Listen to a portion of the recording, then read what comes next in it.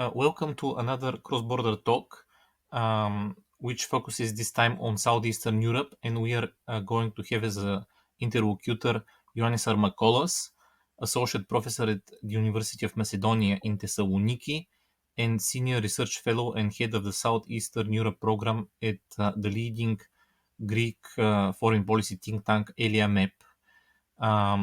We're going to discuss both about the Greek elections, which took place recently, and about international relations in Southeastern Europe.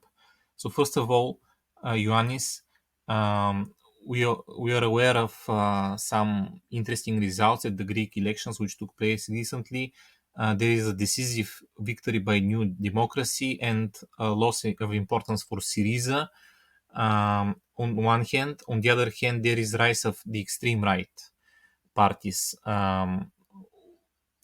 What's the explanation for all that?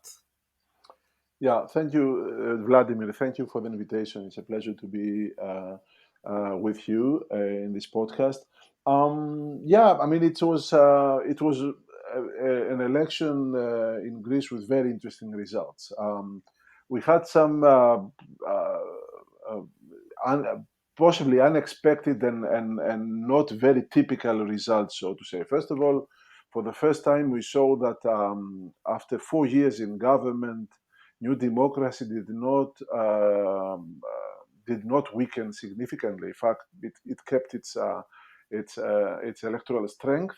And in converse, for the first time, we saw that even though Syriza was in opposition for 4 years, they shed a very significant number of votes, a very significant portion of their electoral strength, and they went down to 17%. This is very low percentage for a main opposition party in Greece. I don't think we've seen anything like that in many, many decades. And it's also combined with the electoral strength of the third party, which is the center-left PASOK. These two parties together, Syriza and PASOK, do not have enough votes to have a strong opposition to the government in the next parliament. So that's a very interesting new development, that New Democracy will have the next period and pretty much unhindered governing, at least when it comes to the opposition parliament. The other thing that you mentioned, of course, is the rise of the far right. We have 3 far right parties in parliament at the moment, all together, all 3 with around 14%. So there will be, interestingly, an opposition to the right of New Democracy, which will be vocal, strong, and it will challenge the New Democracy on some of the things that it plans to have in its agenda. For example, foreign policy questions and relations with Balkan neighbors in Turkey, or the government's agenda on identity, social issues, LGBT rights, things like that. So we expect to see a weaker main center-left opposition and a stronger, or strengthened rather, opposition to the right of New Democracy. Now, why did we have these results? I mean, analysts say that it's a combination of factors. So of course, as always, on the one hand, we had a good performance on the part of New Democracy. New Democracy, the government of New Democracy was the first in the period after the end, so to say, of the economic crisis. So it was, in a sense, a return to normality, which was handled relatively well by the government. So they managed to convey a sense in the people that things are going back to normal. The government is there to ensure that there will be no more going back to the economic crisis mode, that we are back to normality and we are the guarantors of this normality. And at the same time, we had a number of crises which were handled quite well by the government. The COVID crisis, of course, a crisis in relations with Turkey, including a migrant crisis at the border with Turkey, and also, of course, the energy problems and the war in Ukraine. So, New Democracy, in a sense, was successful in some things, less successful in some other things, but they managed to communicate their agenda and communicate what they have achieved in a much better way, in a professional way. And overall, we saw that they gained the trust of both conservative voters, but also many voters at the center. Now, it's not only the success of the government, it's also a failure of the opposition, especially the main opposition of Syriza, because Syriza, many analysts agree that they failed to capitalize on the weak spots, on the weak points of the governing performance. For example, inflation is very high, and working class people and average, Greeks see that the purchasing power is weakening by the day. Syriza did not manage to make this a central issue in their campaign, and there were also a number of other crises that were not dealt in a very successful way by the government, like the eavesdropping scandal or the train crash we had recently. All these were the cities that did not manage to make issues that they could score opposition points. And the explanation for this is that Syriza is very much stuck in the mode of a party of the far left that is kind of doing radical opposition and very much populist opposition that was very much successful during the period of the economic crisis, but is not pertinent, is not very suitable for a period of normality. So Syriza was, in a sense, stuck in a mode of economic crisis, whereas the government has successfully conveyed to the citizens the feeling that we are going back to normal. So this is in more or less an explanation that can be given for the electoral results. Okay, even though I understand now the situation is better than in 2015, there are still some social problems like high young youth unemployment, like 27% of young people being unemployed in the March 2023. What will the government of Mitsotakis do to alleviate that or improve the social indicators? Yeah, by all means. I mentioned earlier that in my view, one of the weak points of the government, which managed to perform quite well when it comes to crisis, especially external crisis, one of the weak points was the social issues. And I feel that there is a growing anxiety in society about living standards, about the difficulties that middle class and working class people have to actually maintain the standards of living that they had not before the crisis, because this is already gone, but even the standards of living that we had during the economic crisis. The inflation is rising for various reasons. We have price hikes because of gridflation, and also because of the tourism that is booming, which pushes prices up in accommodation, in food prices, etc. And this is a serious point of concern for citizens. I don't think the government has a strategy, or maybe they have a strategy, but we haven't seen any measures to alleviate, the difficulties for working middle class and working class people. There is still the problem of not so much unemployment. Unemployment is going down. It's still high, but it is gradually going down. The main problem in Greece is that the type of jobs that are created are this kind of low-paid jobs that are really anyone making 600 or 800 euros a month in Greece really has a big difficulty to support himself or herself. And of course, young couples cannot have kids, cannot have a proper accommodation, because if they have two jobs of 600 euros, 700 euros each, I don't think they can really,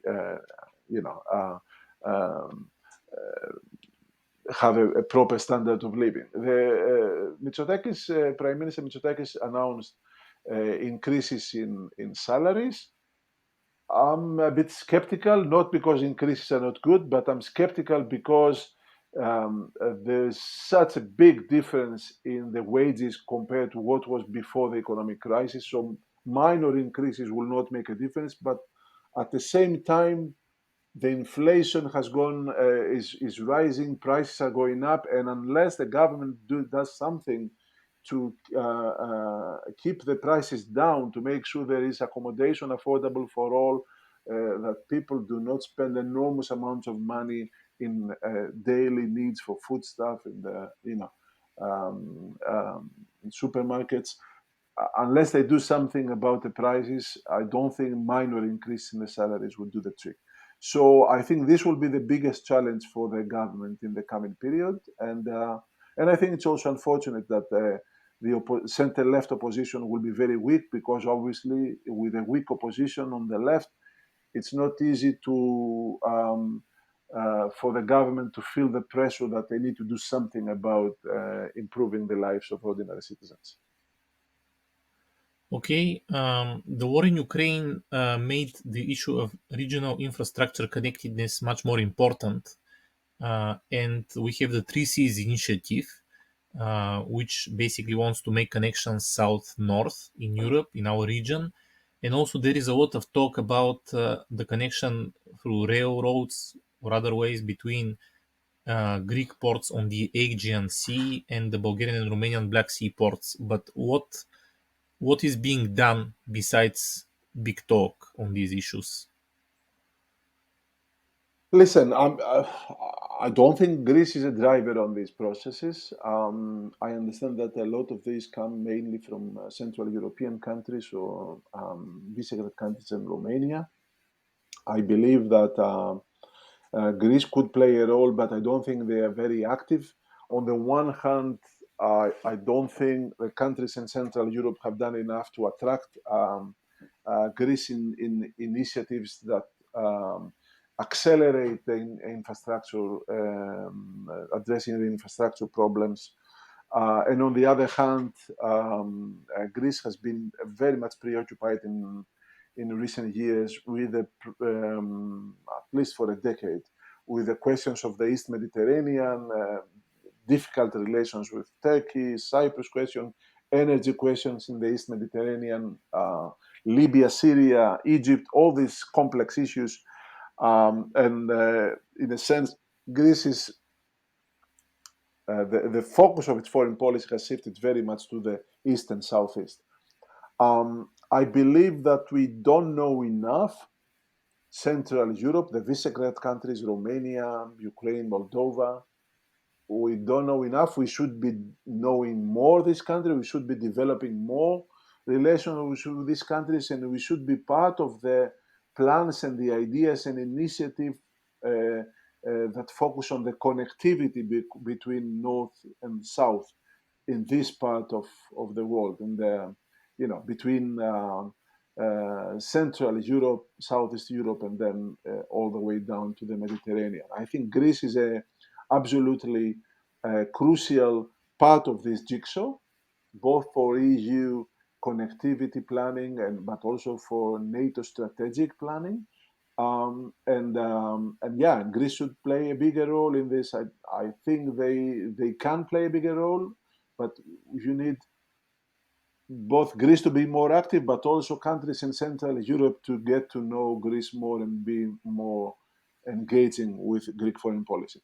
I should say also that in addition to lack of knowledge, there is a bit of a lack of trust between Central Europe and Greece. Not so much Bulgaria and Romania, which are old Balkan neighbors, and we know Greece and Bulgaria, Romania know each other for decades, and they have had very good relations. But especially with the countries of in Visegrad countries, Poland, Hungary, for various reasons. During the economic crisis, there were some very bad publicity for some of these countries in the Greek press because they were seen as siding with Germany at the time when Greece was having a difficult time, was undergoing a difficult economic transformation, and also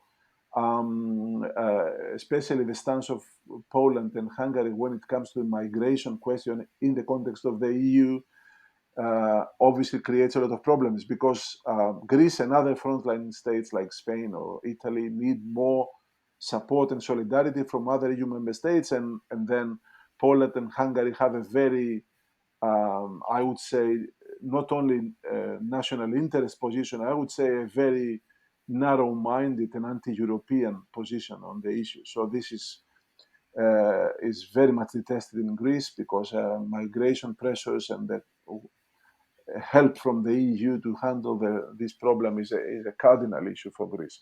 But I think these are Southeast Europe, including Greece, and Central Europe are two key pillars of both EU and NATO, and we need to do more to connect, understand each other, and cooperate in many respects. Okay, Greece is also a traditional force in the Western Balkans, and I have a few questions on that because often conflicts exist there, like between Kosovo and Serbia, and I presume Greece has some interest in resolving those conflicts. So, what is the actual Greek policy towards this dispute between Kosovo and Serbia? Listen, Greece is a country that has traditionally very good relations with Serbia, has not recognized Kosovo, as Kosovo has not been recognized by Romania, Slovakia, Cyprus, and Spain in the context of the EU. But I should say has not recognized yet because no Greek policymaker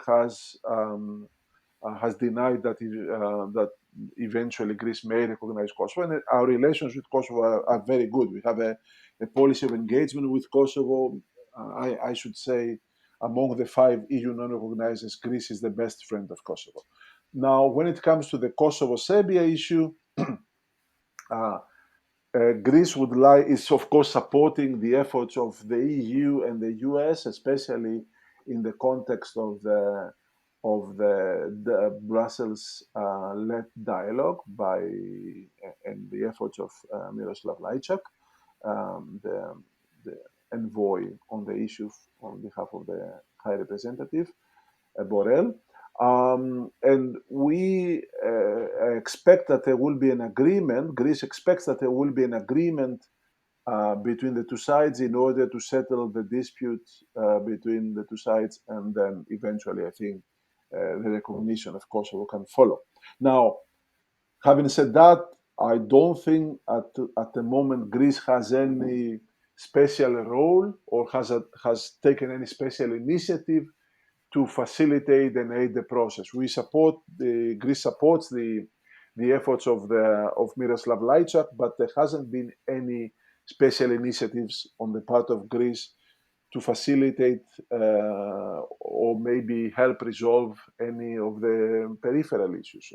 Greece could have played a role, for example, on the question of the Orthodox heritage, or maybe mediate a bit between the Kosovo government and the Serb community of Kosovo.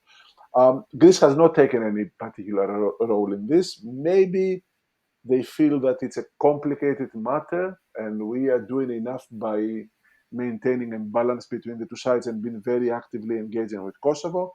But at the moment, up until now, there hasn't been any special effort on the part of Greece. Okay, you mentioned that Greece does not recognize Kosovo but works actively with it.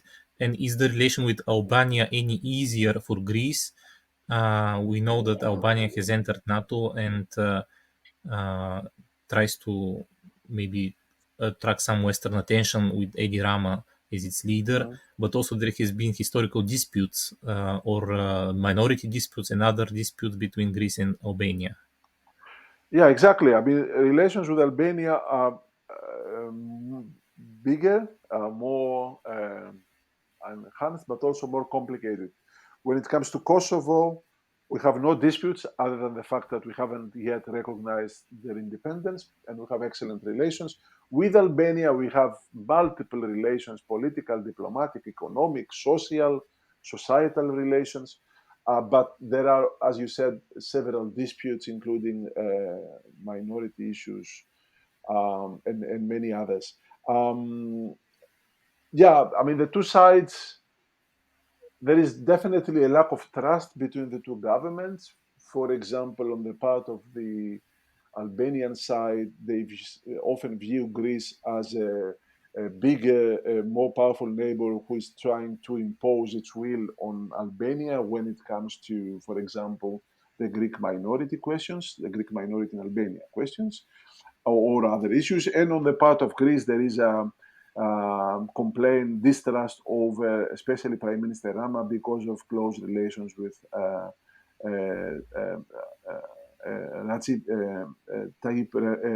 Recep Tayyip Erdogan in Turkey, and also the regional role that Prime Minister Rama wants to have. Recently, a few months ago, there was a kind of a reset in relations between the two countries, and it seemed there was two visits by Prime Minister Mitsotakis to Albania, and there seemed to be the two countries seem to have um, opened the way for faster improvement of relations. And the main, at least on the side of Greece, the main problem, the main sticking point, is the delimitation of the maritime zones between the two countries.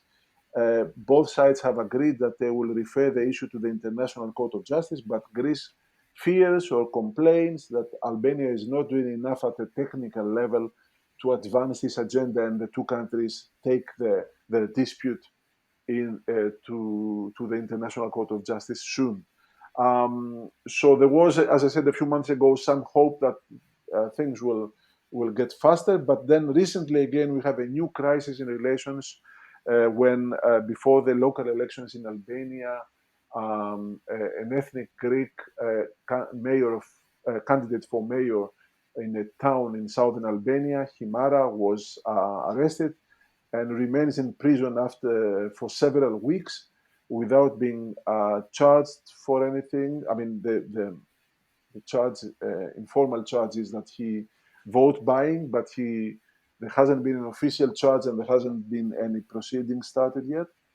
And Greece is very much upset with this issue. They have brought the issue to the EU, and they threatened to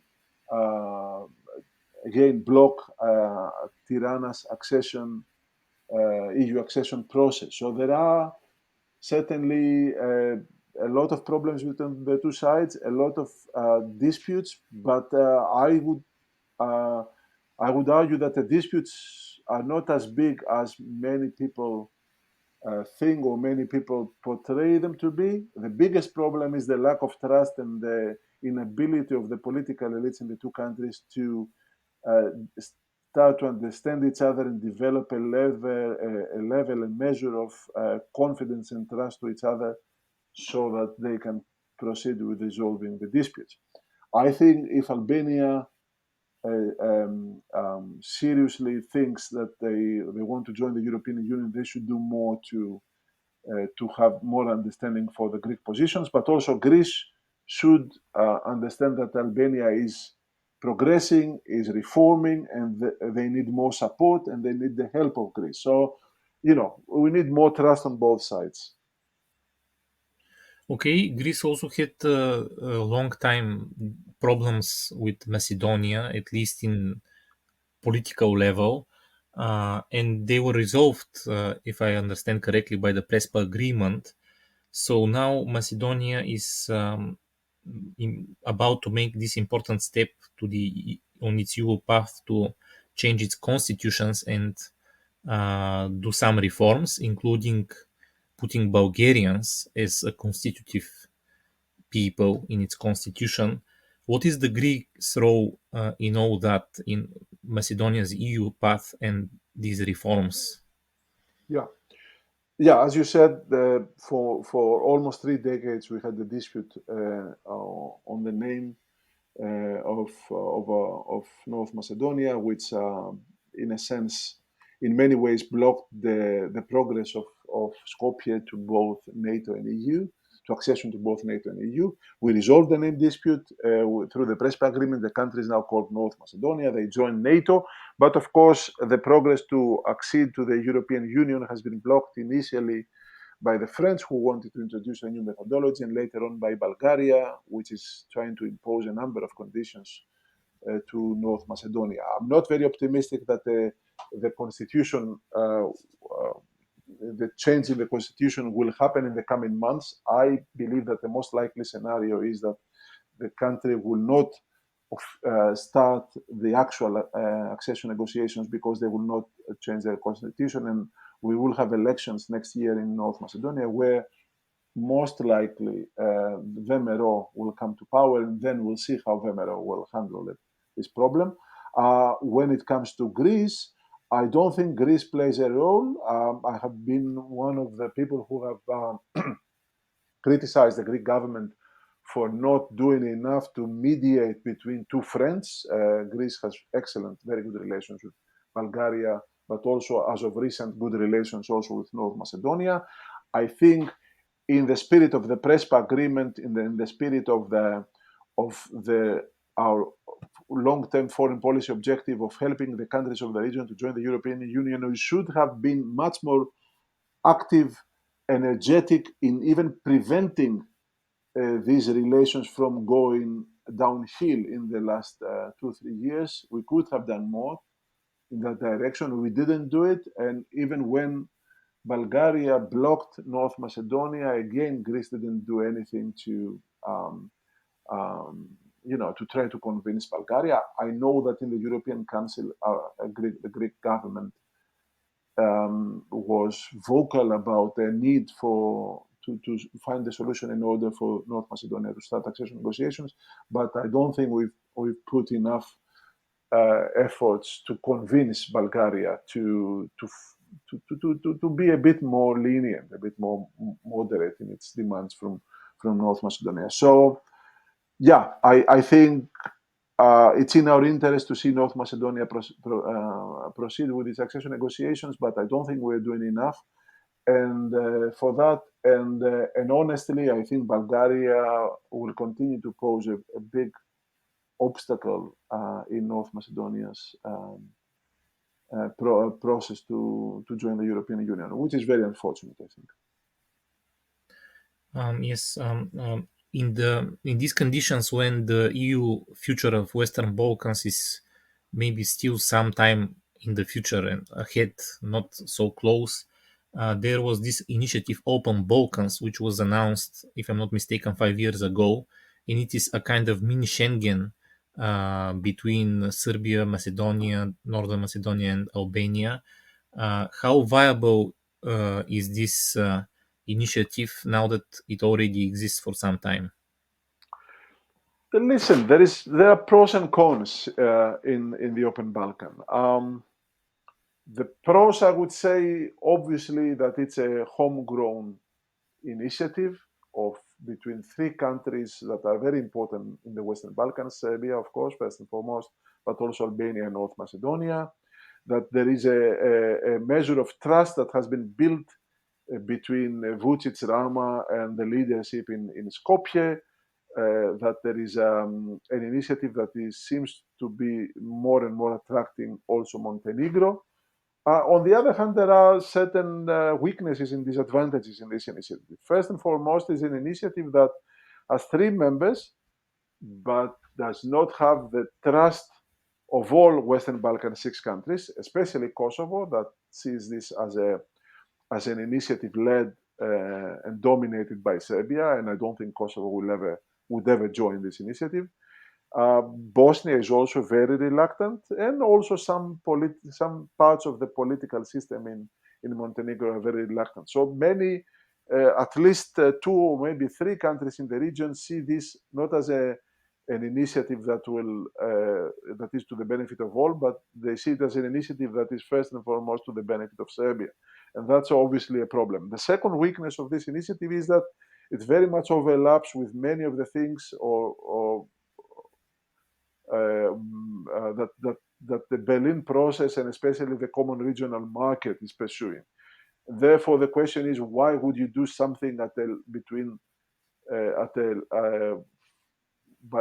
the context of the Open Balkans initiative, which includes 3, maybe 4 in the near future countries, when you can do the same things in the context of all 6 as part of the Berlin process, the common regional market, and all the initiatives that are supported by the German government and the EU. Now, there's no easy answer to this problem. There is not enough trust to the initiative, and also there's overlaps with the Berlin process. So, for that reason, I'm not very optimistic about the Open Balkans. But on the other side, it's a homegrown initiative. It's heavily supported by Serbia. It had until recently also the support of Albania. Now, Prime Minister Rama says that he's not happy with it, but maybe he will change his mind and he will go back to supporting the Open Balkan. Overall, I think there's possibly too many initiatives, too much talk, too much overlaps and between different activities, initiatives, diplomacies in the region. I think there should be some streamlining, and bringing the Open Balkans close to the Berlin process could be one way forward. I mean, they have very similar agenda, so that's possibly an agenda to be pursued by some countries in the future, but remains to be seen, because, as I said, especially in Belgrade, there is a sense of ownership. There is a sense of the Open Balkan being something different from what has been pursued by outside powers in the past. So something that they feel strongly about, because it's something that an initiative that is started from the region and it is pushed forward by the region. So we'll see. I mean, it's a complicated issue. Okay, Greece has another, in fact, maybe the most important neighbor is Turkey. And recently there were elections in Turkey, which were won by Recep Erdogan. And also now we have in Greece, it's clear who will rule in Greece. So what to expect from the leaders of these countries and from their bilateral relations in the near future? Yeah, it's obviously for Greece the most crucial topic, the most crucial foreign policy question. The last 3-4 years have been very difficult with Turkey. The government, New Democracy, when they came to power in 2019, they have dealt with a successive crisis in their relations with Turkey, and all sorts of different crises, from what is the Greek government calls hybrid threat in the land border with Turkey, with massive movement of migrants from Turkey to Greece, to the typical military escalation that you have very often between Greece and Turkey over the Aegean, and then the maritime zones issue, the energy issue. So it's a very complicated picture that involves not only Greece and Turkey, but also, of course, Cyprus. It involves Libya because of the maritime zones that are delineated between in an agreement that Greece considers invalid, maritime zones between Libya and then Turkey, which Greece considers that they overlap with its own maritime zones and the zones that should be under Greek sovereignty, under Greek sovereign rights. It involves Egypt, which has similar issues of delimiting maritime zones. It involves Israel and Turkey's difficult relations with Israel and Greece's very good relations in recent years with Israel and Cyprus. So it's a complex picture. I should say that Greece and also has been, despite our economic problems and exiting a decade of severe economic crisis, has been arming heavily in recent years and has been doing massive orders of new military equipment, especially because of this very difficult deteriorating relations with Turkey. So it's not in Greece's interest to have even more escalation in relations with Turkey, but also Turkey has its own severe economic problems that have become very evident in recent months, and I think they have forced Erdogan to change course. So it's in the interest of both countries to find some sort of modus vivendi and possibly start resolving the disputes that they have, especially the main dispute, which is the maritime zones. I think under the pressure of its Turkish economic crisis domestically and also under pressure by the US government, I think President Erdogan has decided to change course, and we have recently in Vilnius, in the context, in the sidelines of the NATO summit, have had a meeting between the two prime ministers, with both of them, with President Erdogan and Prime Minister Mitsotakis, with a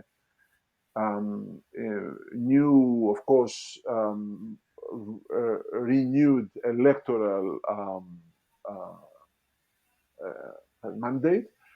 And there is, it seems, a new decision on the two sides to start melting the ice, to start reducing tensions, de-escalating tensions, and under the edges and under the pressure of the American administration and the American diplomacy to start finding ways to possibly identify a path towards resolving the disputes. It's not going to be easy. Greece is very distrustful of Turkey, and Turkey is very distrustful of Greece. But for both sides, it's clear that the escalation of tensions and the hostility is no solution. For Greece, it's a smaller country with a relatively weak economy. We cannot afford antagonizing the Turkey forever. And Turkey also has realized in recent years that they cannot go against the Western alliance, they cannot go against the American diplomacy and antagonize Greece and other neighbors. They simply cannot do it. They don't have the economic means, they don't have the political and diplomatic capacity to do that. So they need to mend ties with the West, they need to mend ties with the US, and that goes through also mending ties with Greece, because one of the priorities of the US, especially in the context of the war in Europe, is to have peace in the Aegean waters, to have peace and de-escalation of tensions between Greece and Turkey, who are both very valued allies in the context of NATO. So I'm hopeful, but it remains to be seen to what extent this positive momentum that we have at the moment can be sustained in the coming months or even years. Okay, Greece has at least one more important issue, humanitarian and social. It's the migrant question. We are aware of various victims of what is going on in Greece and this attempt for pushbacks. What is going on exactly in Greece in this regard, or is there going to be any change? And what is the role of the European Union in resolving this issue? I mean, what is going on is difficult to establish, to be honest, and I'm not sure I understand exactly what's going on. You have conflicting or contradictory, or rather conflicting claims.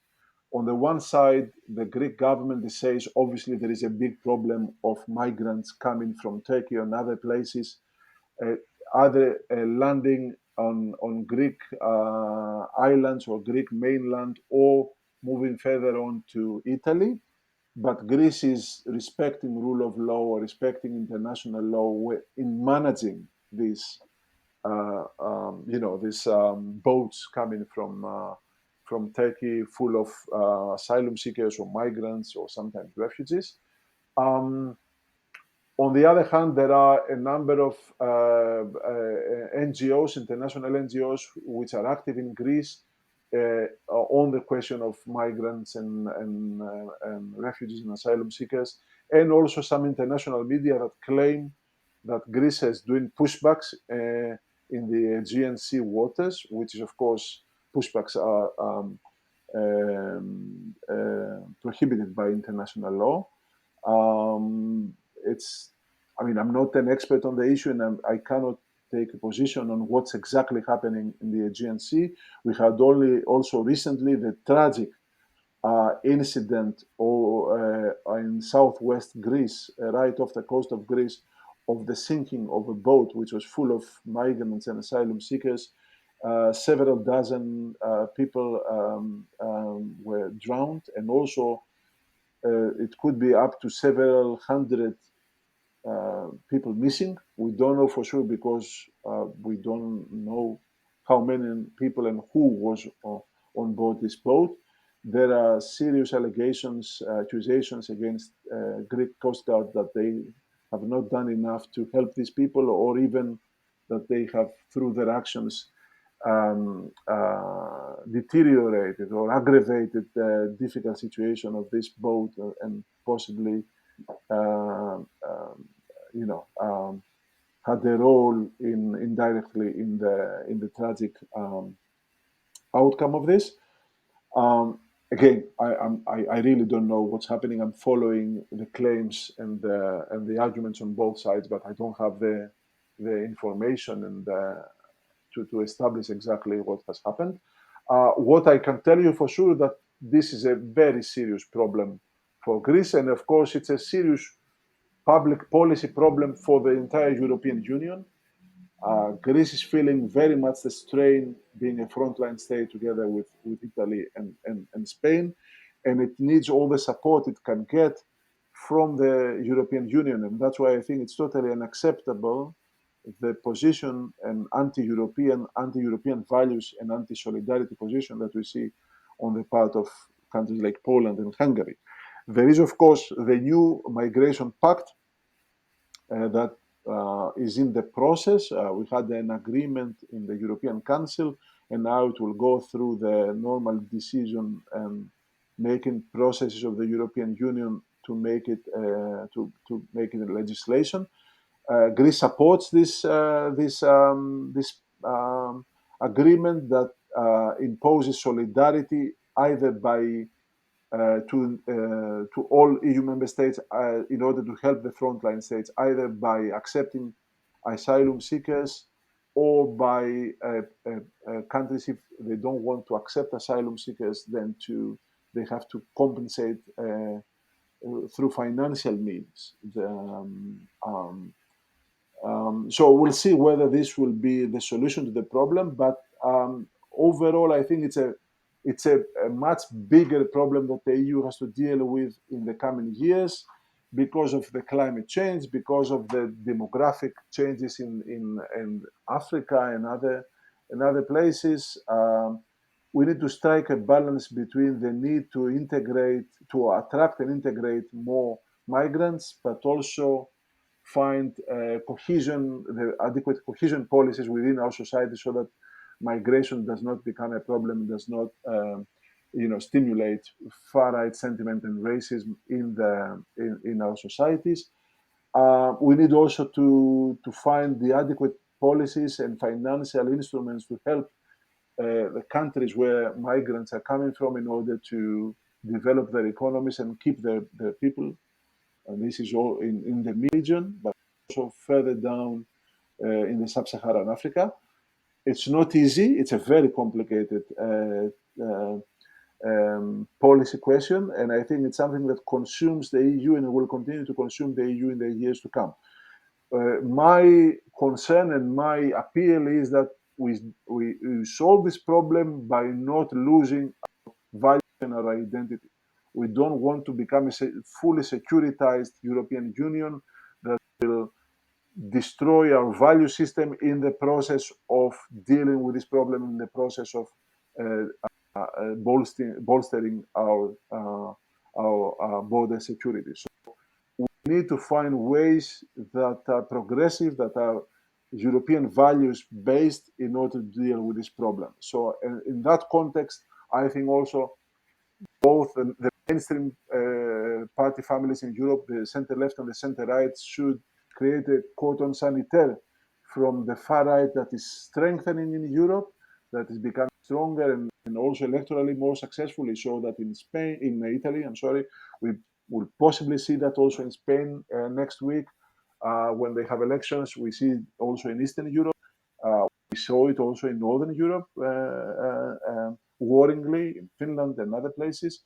So the mainstream political families in Europe, the liberals, the center left and the center right, need to find ways to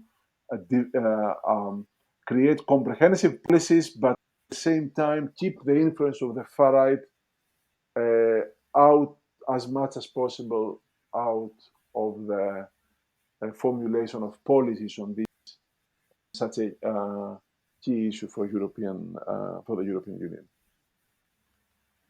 Okay, thank you, Ioannis. We discussed with Ioannis Armakolas about a number of social, political, and other problems in Greece, and I'm happy that he was always thinking of solutions and not just accumulation of suffering. He was looking for a path forward. So thank you, Ioannis, for coming here, and I invite our listeners to follow our interviews and media on social networks.